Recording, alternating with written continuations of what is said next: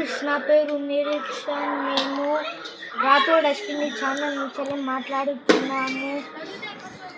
మీకు ఒక జపాన్లోని ఒక స్మాల్ స్టోరీ చెప్పబోతున్నాము. ఒక అమ్మాయి స్టోరీ. అయితే ఒకరోజు ఆ అమ్మాయి పేరేమో రియా.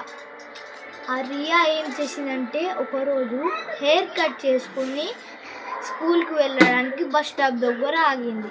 కానీ ఏ బస్సు కూడా రాలేదు. చివరికి ఒక కార్ వచ్చింది గైస్.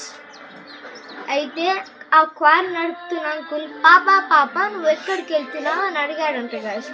అడిగిన తర్వాత గైస్, నేను స్కూల్కి వెళ్తున్నాను, ఇక్కడ దగ్గరలో ఒక స్కూల్ ఉంటుంది కదా అని అన్నది రియా. కానీ అంకుల్ నేను కూడా అక్కడికి వెళ్తున్నాను, నువ్వు కూడా రా అని అన్నాడు గైస్. ఎలాగో లేట్ అవుతున్నది కదా, ఏ బస్సు కూడా వచ్చేటట్లు లేదని రియా ఆ అంకుల్ కార్లో ఎక్కింది. అయితే అంకుల్ ఏమో కార్ని స్టార్ట్ చేస్తూ వెళ్ళాడు.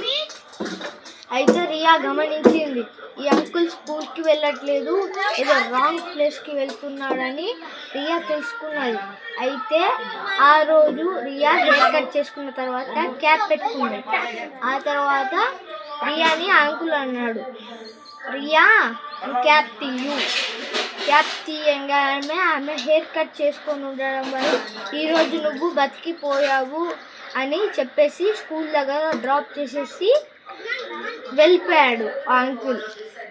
ఆమె హడావిడిగా స్కూల్ కంప్లీట్ చేసుకొని ఇంటికి వెళ్ళాక టీవీ ఆన్ చేసి న్యూస్ చూసింది కదా.